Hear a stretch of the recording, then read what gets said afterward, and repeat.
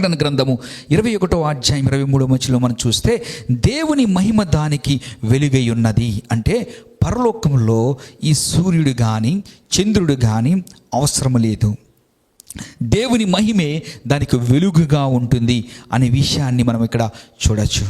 అంటే ఈ పరలోకం ఎంత సుందరమైనదో మీరు చూడండి. మనకు ఈ న్యాచురల్గా ఉన్నటువంటి లైట్స్, ఈ సన్ కానీ మూన్ కానీ ఈ యొక్క స్టార్స్ కానీ మనకు అవసరం లేదు.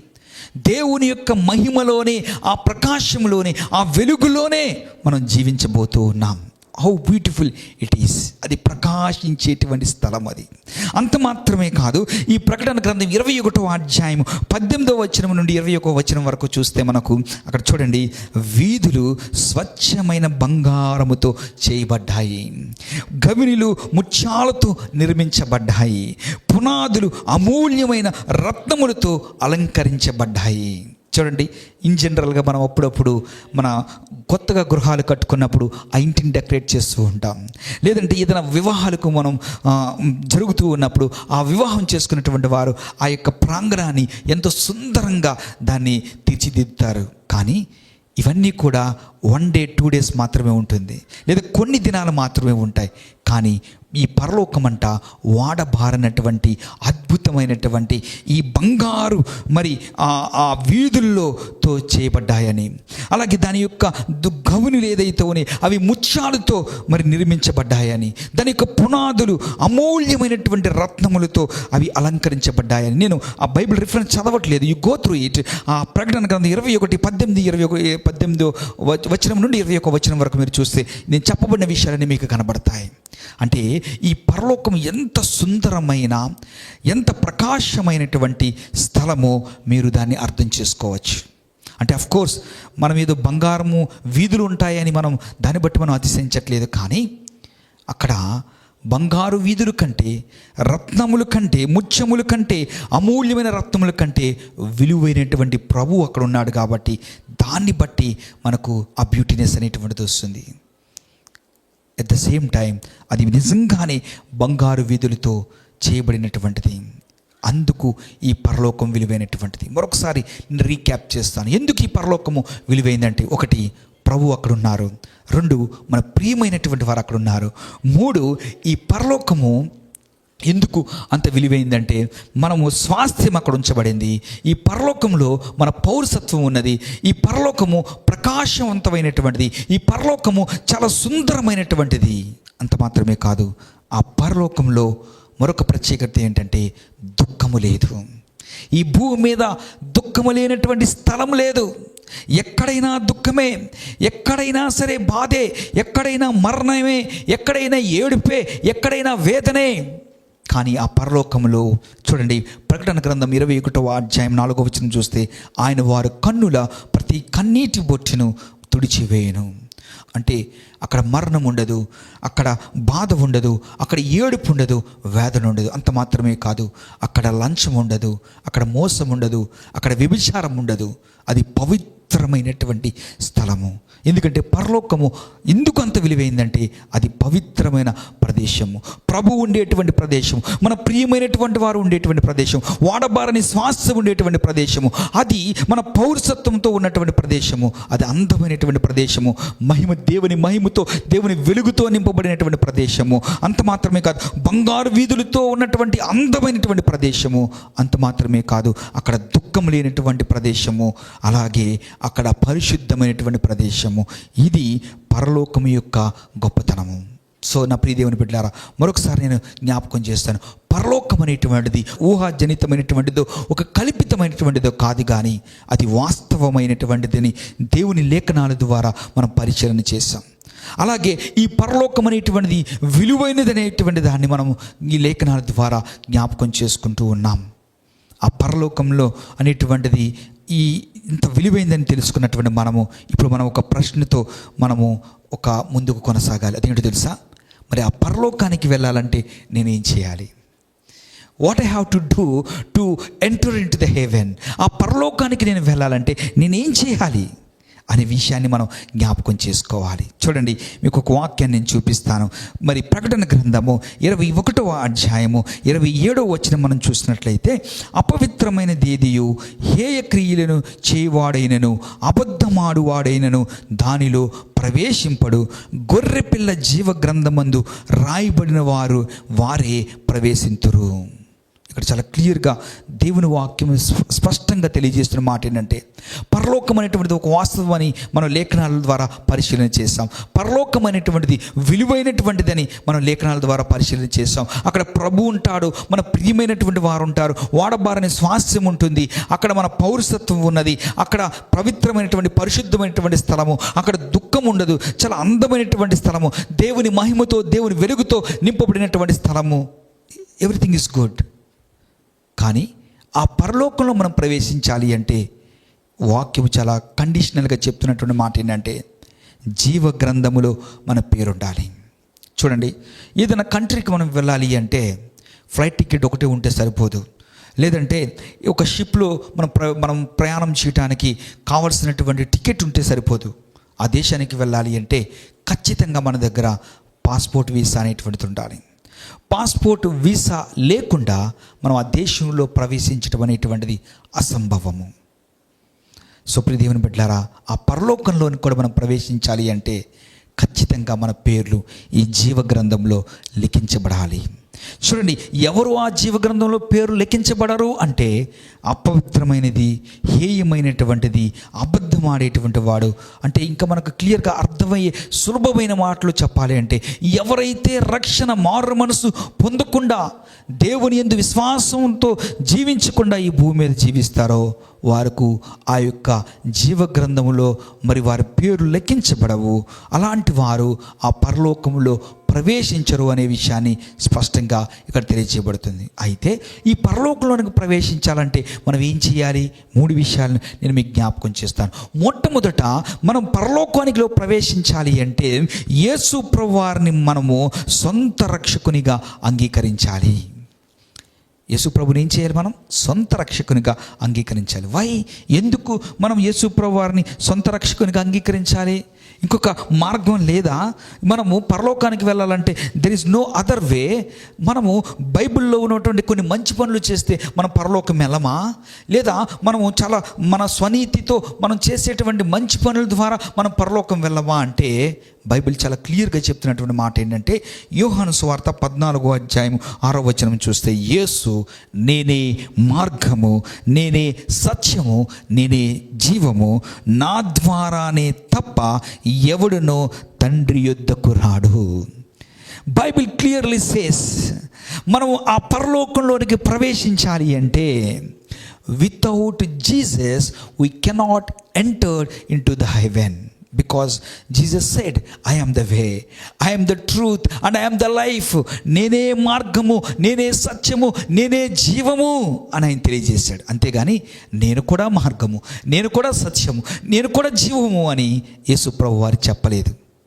మనకు ప్రాబ్లం ఏంటంటే క్రిస్టియన్స్కి, నాన్ క్రిస్టియన్స్కి, లేదంటే ఎథిస్టులకు ఉన్నటువంటి ఒక ప్రాబ్లం ఏంటంటే ఇదే problem. Because Jesus said, I am also a savior, I am also a truth, I am also a life and I am also a life అని చెప్పలేదు ఆయన. నేను మాత్రమే, నేనే జీవము, నేనే మార్గము, నేనే సత్యము అని చెప్పాడు. ఎందుకంటే ఆయన ద్వారా మాత్రమే మనము ఆ పరలోక ప్రవేశం అనేటువంటిది జరుగుతుంది. ఎందుకు అంటే బికాజ్ వై? ఎందుకు యేసు ప్రభువారే అంటే ఆయన సత్యవంతుడు కనుక, ఆయనే మార్గం కనుక. వై? ఆయన ఎందుకు మార్గం? బికాజ్ ఆయన మన కోసం సిలువలో మరణించాడు. మనం మొట్టమొదటిగా మీకు చెప్పాను, జీవగ్రంథంలో మన పేరు లెక్కించబడాలి అంటే మొదటిగా ఆయన సొంత మన వ్యక్తిగత మన సొంత రక్షకునిగా అంగీకరించాలి. ఎందుకు సొంత రక్షకుడు? రక్షకుడు అంటే అర్థం ఏమిటి? What is meant by a saviour? రక్షకుడు అంటే ఏంటి? రక్షించేవాడు. ఫర్ ఎగ్జాంపుల్, మీరు నడుస్తూ ఉన్నప్పుడు అనుకోకుండా లేదా ప్రమాదవశాత్తు ఒక చెరువులో పడిపోయారు.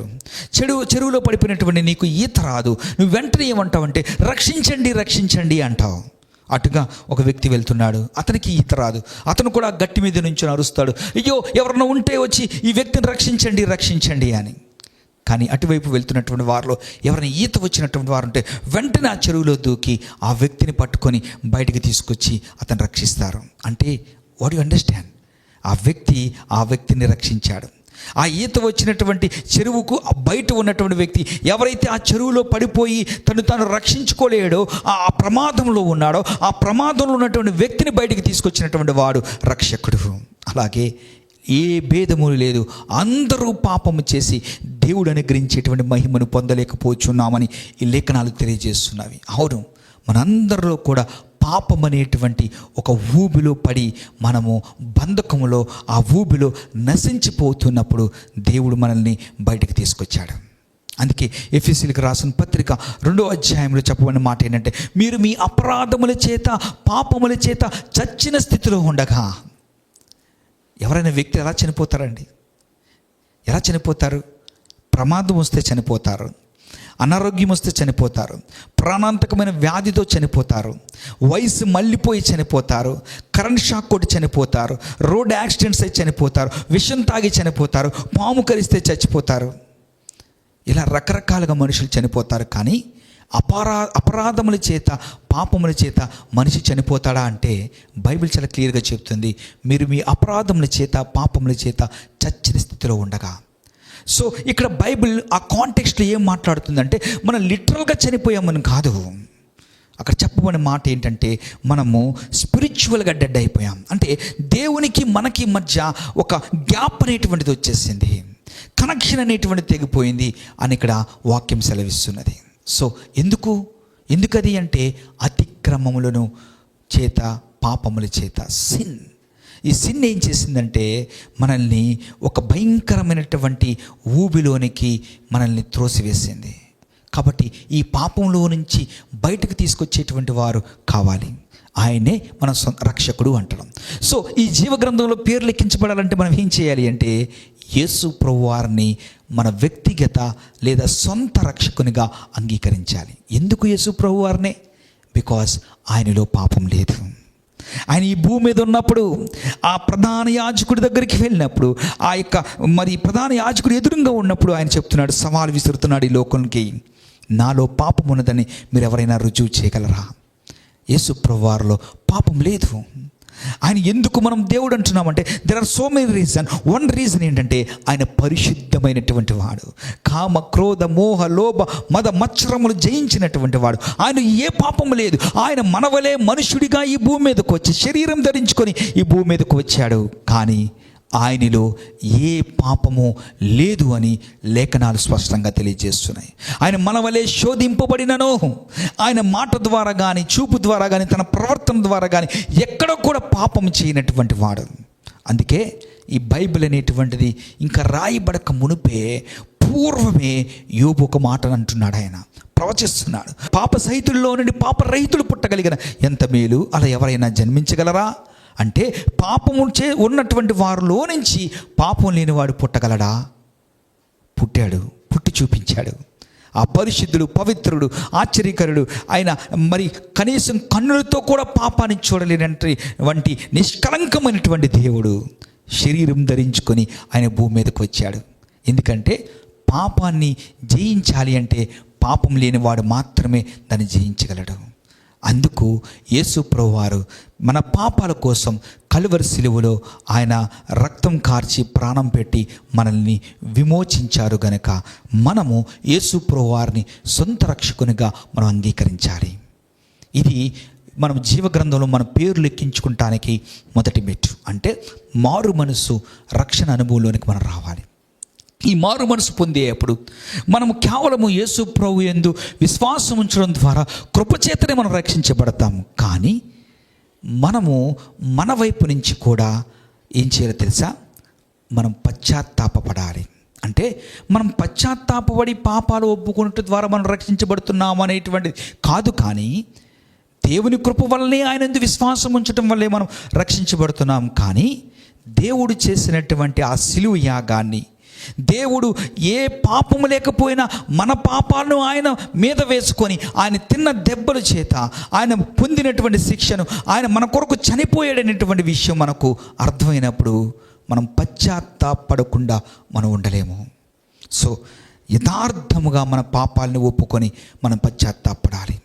ఈ రోజున ఒక బాధాకరమైనటువంటి విషయం ఏమిటంటే, చాలామంది క్రైస్తవులు వివాహం చేసుకుంటాం కోసం పాస్టర్ గారి దగ్గరకు వచ్చి, అయ్యా మాకు బాప్తిస్మం ఇచ్చేసేయండి అనేటువంటి వారు లేకపోలేదు.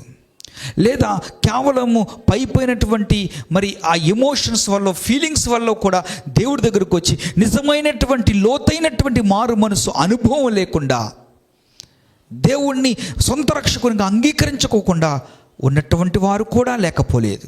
అందుకే అంటున్నాను, జీవగ్రంథంలో మనం లెక్కించబడాలంటే, యేసు ప్రభువారు మన సొంత రక్షకునిగా అంగీకరించాలంటే, యేసునందు మనం విశ్వాసం ఉంచాలంటే, ఈ లోతైన పశ్చాత్తాపంతో కూడినటువంటి మారు మనసు అనేటువంటిది మనకు కావాలి. బైబిల్లో కొరింథీయులకు రాసిన పత్రికలో పౌలు అంటాడు, దైవ చిత్తానుసారమైన దుఃఖము రక్షణార్థమైన మారు మనసును కలుగచేయను కదండి. నిజంగా మనము పశ్చాత్తాపడకుండా దైవ చిత్తానుసారమైన, లేఖనానుసారమైనటువంటి, లేదా ఆ వాక్యం వింటున్నప్పుడు మన హృదయాలు పొడవబడినప్పుడు వచ్చేటువంటి ఆ పశ్చాత్తాపము మనకు రక్షణార్థమైన మారు మనసును కలుగజేస్తుంది. అలాంటి అనుభవంలో నుంచి మనం వెళ్ళినప్పుడు జీవగ్రంథంలో మన పేరు లెక్కించబడుతుంది. 3 విషయాన్ని నేను చెప్తాను. 3వది ఏంటంటే, యేసు క్రీస్తునందు విశ్వాసం ఉంచడం ద్వారా, మన సొంత మనం చేసినటువంటి మంచి పనుల వల్ల, మంచి క్రియల వలన కాదు, మన భక్తి వలన కాదు, లేదా మనం పాపాలు ఒప్పుకుంటాం మాత్రం వలన కాదు, కానీ కేవలము యేసునందు విశ్వాసం ఉంచడం ద్వారానే మనం రక్షించబడ్డామనే విషయాన్ని మనం గ్రహించాలి. అప్పుడు మన పేరు జీవగ్రంథంలో లిఖితమవుతుంది. ఎవరి పేరైతే జీవగ్రంథంలో రాయబడుతుందో వారికి పరలోకములో ప్రవేశం కలుగుతుందని ఇక్కడ వాక్యం ద్వారా స్పష్టంగా మనము అర్థం చేసుకోవచ్చు. నా ప్రియ దేవుని బిడ్డలారా, నేను ముగిస్తున్నాను. పరలోకం అనేటువంటిది ఒక ఊహాజనితమైనటువంటి ప్రదేశము కాదని, పరలోకం అనేటువంటిది అది కేవలము కల్పితమైనటువంటిది కాదని, అది వాస్తవమైనటువంటి స్థలమని.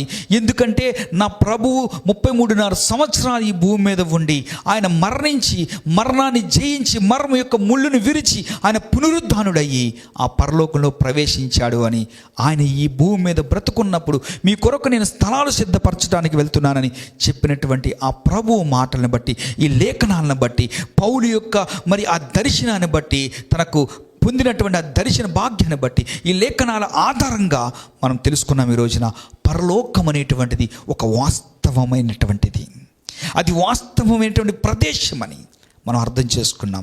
మొదటి ఆకాశము పక్షులు ఎగిరేటువంటి స్థలము, రెండో ఆకాశము నక్షత్ర మండలము, మూడో ఆకాశం దానికంటే పైన ఉన్నటువంటి ఈ మూడో ఆకాశంలోనే ఆ ప్రభువు, దేవదూతలు, మన ప్రియమైనటువంటి వారు ఉన్నారనే విషయాన్ని మనం అర్థం చేసుకున్నాం. అంత మాత్రమే కాదు, ఈ పరలోకము విలువైనటువంటిది అని మనం అర్థం చేసుకున్నాం. ఎందుకు విలువైంది అంటే, మొట్టమొదటిది రీజన్, మన ప్రభు అక్కడ ఉన్నాడు, మన విమోచకుడు అక్కడ ఉన్నాడు. రెండవది ఎందుకు విలువైందంటే, మన ప్రియమైనటువంటి వారు అక్కడ ఉన్నారు. మూడవది ఎందుకు విలువైందంటే, అది వాడబారనటువంటి స్వాస్థ్యము, అది ఎప్పుడు శాశ్వతంగా ఉండేటువంటిది, అది క్షయము కానటువంటి స్వాస్థ్యము అనే విషయాన్ని మనం తెలుసుకున్నాం. నాలుగవది ఎందుకు విలువైందంటే, మన పౌరసత్వము అక్కడ ఉన్నది. అది ఇంకా ఎందుకు విలువైందంటే, అక్కడ దేవుని మహిమ, దేవుని వెలుగులో మనం జీవిస్తున్నాం. ఎందుకు విలువైందంటే, ఇక్కడ అది బంగారపు వీధులతో, వెలగల రత్నములతో అలంకరింపబడినటువంటి అద్భుతమైనటువంటి ప్రదేశం. ఎందుకు విలువైందంటే, అక్కడ దుఃఖం లేదు, మరణం లేదు, వ్యాధి లేదు. ఎందుకు విలువైందంటే, పరలోకము అక్కడ మోసం లేదు, వ్యభిచారం లేదు, దొంగతనం లేదు. అక్కడ పరిశుద్ధమైన, పవిత్రమైనటువంటి, మరి ఆ ప్రశాంతతతో కూడినటువంటి, నిత్య సంతోషంతో కూడినటువంటి స్థలం. అది పరిపూర్ణమైన సంతోషంతో ఉన్నటువంటి స్థలము. అందుకు పరలోకం విలువైనటువంటిది. నా ప్రియ దేవుని బిడ్డలారా, నేను ముగించబోతున్నాను. పరలోకం వాస్తవమైనది, పరలోకం విలువేయగలది. అయితే దాంట్లో మనం ప్రవేశించకపోతే మనం ఎంత దౌర్భాగ్యులం కదా. దేవుడు మన కోసం ప్రాణం పెట్టింది ఆ పరలోకంలో మనం ఉంచడం కోసమే కదా. అయితే ఈ జీవగ్రంథంలో మన పేరు లెక్కించబడితే మనం ధన్యులము. ఒకవేళ జీవగ్రంథంలో మన పేరు లెక్కించబడకపోతే ఆ పరలోకంలోనికి మన ప్రవేశం ఉండదు కనుక ఇదే మిక్కిలి అనుకూలమైన సమయము, ఇదే రక్షణ దినము. ఈ వాక్యం వింటున్నటువంటి ప్రియ దేవుని బిడ్డలారా, ఈ వాక్యము వింటున్నటువంటి మీలో దేవుని వాక్యం మిమ్మల్ని సంధిస్తే, మరి ఉన్నటువంటి స్థలంలోనే దేవుని చెప్పండి, అయ్యా ఆ పరలోకంలోనికి నేను కూడా ప్రవేశించాలంటే నేను నా సొంత క్రియల చేత నా శరీరాన్ని గాయపరుచుకోవడం ద్వారా, లేకపోతే నేను ఏదో ఇంకా రకరకాలైన పనులు చేయటం వల్ల నేను రక్షించబడనని ఈరోజు నేను స్పష్టంగా తెలుసుకున్నాను. నా సొంత రక్షకునిగా నేను అంగీకరించడం ద్వారా, నేను నా పాపాల నిమిత్తం పశ్చాత్తాపడటం ద్వారా, నీ యందు విశ్వాసం ఉంచడం ద్వారా నేను రక్షించబడతానని తెలియజేశావు కదా ప్రభువా. నేను ఈ రోజున నీ యందు విశ్వాసం ఉంచుతున్నాను, నా పాపాలు నీ దగ్గర ఒప్పుకుంటున్నాను, నేను పశ్చాత్తాపడుతున్నాను. ఇదిగో ప్రభువా, నీవే నా సొంత రక్షకుడు అని నేను నా నోటితో ఒప్పుకుంటున్నాను అని నువ్వు చెప్పగలిగినట్లయితే దేవుడు నిన్ను రక్షిస్తాడు, ఆయన జీవగ్రంథంలోని పేరు లెక్కిస్తాడు. మనకున్న గొప్ప బహుమానం ఏంటంటే ఆ పరలోకంలోనికి మనం వెళ్తాం. మనమే కాదు, ఈ భూమి మీద ఉన్నటువంటి మన ప్రియులు ఎవరైతే ఈ భూమి మీద ప్రభువు యందు నిద్రించిన వారు ఉంటారో, విశ్వాసంతో మరణించినటువంటి వారు ఉంటారో, వారిని మనం కలుసుకోబోతున్నాం. క్రైస్తవులుగా మనకున్న గొప్ప నిరీక్షణ ఇదే. దేవుడి మాటలు దీవించును కాక. చిన్న ప్రార్థన చేసుకుందాం. మహోన్నతుడా, పరిశుద్ధుడా, నీ కొందనాలు తండ్రి. పరలోకం అనేటువంటిది ఎలా ఉంటుందో, అసలు పరలోకం అనేటువంటిది ఉన్నదా, ఈ పరలోకం అనేటువంటిది విలువైందా కాదా అని నీ లేఖనాల్లో నుంచి మేము ఆ సత్యాన్ని గ్రహించటానికి, అర్థం చేసుకుంటానికి ఈరోజు మాకు మీరు తెలియజేసిన రీతిని బట్టి వందనాలు తెలియజేస్తున్నాం. పరలోకం అనేటువంటిది వాస్తవమైనటువంటి స్థలమనియు, ఈ పరలోకం అనేటువంటిది విలువైనదనియు, అలాగే ఈ పరలోకంలో మేము ప్రవేశించాలి అంటే జీవగ్రంథంలో మా పేర్లు ఉండాలని ఈరోజు మాకు తెలియజేశారు.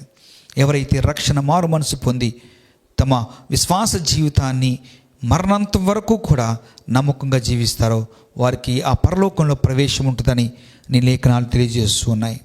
గనుక మేము మారు మనసు బాప్తిసం పొంది మా జీవిత పర్యంతం వరకు, లేదా నీ రాకడొచ్చేంత వరకు నమ్మకంగా మేము ఉంటూ ఆ పరలోక ప్రవేశంలోనికి మేమందరం ప్రవేశించి మేము ఆ నిత్య ఆనందంలో మీతో కలిసి పాలుభాగస్తులవుటకు మాకు సహాయం చేయమని, విత్తబడిన వాక్యము ఎంతమంది బిడ్డలైతే వినుచున్నారో వారి హృదయంలో నాటమని, మీరే అభివృద్ధిపరచమని, ఫలింపచేయమని యేసు పరిశుద్ధమైన నామంలో అడిగి వేడుకొనిచున్నాము తండ్రి. ఆమెన్. నా బాధలో నీ కుంగిన వేళలు నా తోడై ఉన్నావు, నన్ను నడిపించునా యేసయ్యా, నాకు తోడై ఉండునా ప్రభువా, నన్ను నడిపించునా యేసయ్యా, నాకు తోడై ప్రభువా. నీ కృపలేనిదే బ్రతుకలేనయ్యా, నా వేదనలో నా బాధలో నీ కృంగిన వేళలో నా తోడై ఉన్నావు, నా వేదనలో నా బాధలో నీ కృంగిన వేళలో నా తోడై ఉన్నావు.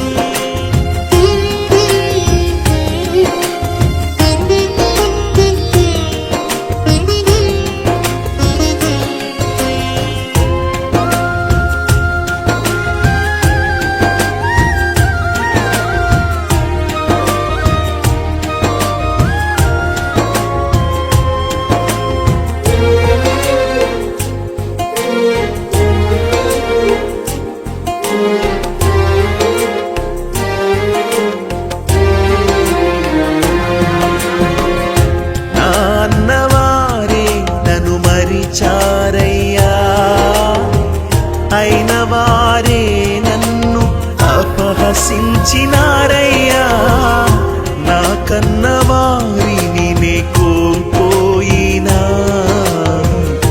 నా స్వంత జనులే నన్ను నిందించినా, కన్నీటిని తుడిచి కౌగిలించినావు, కృప చూపి నన్ను కరుణించినావు, కన్నీటిని తుడిచి కౌగిలించినావు, కృప చూపి నన్ను రక్షించినావు. నన్ను నడిపించునా యేసయ్యా, నాకు తోడైయుండునా ప్రభువా. నన్ను నడిపించునా యేసయ్యా, నాకు తోడైయుండునా ప్రభువా. నీ కృప లేనిదే బ్రతుకలేనయ్యా.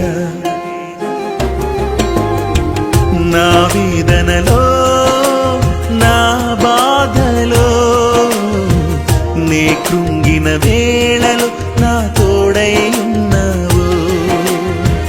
నా వేదనలో నా బాధలో నే కృంగిన వేళలో నా తోడై ఉన్నావు.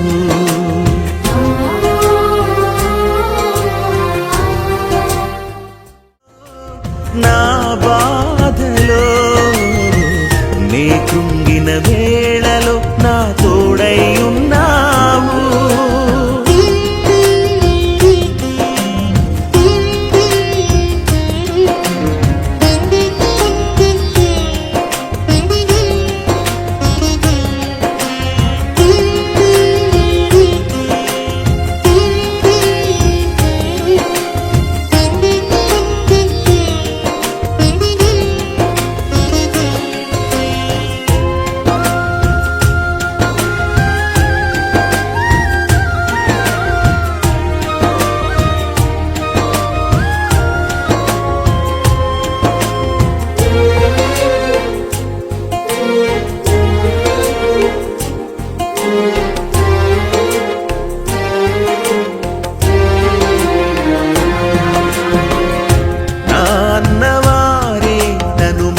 చారయ్యా, అయిన వారే నన్ను అపహసించినారయ్యా.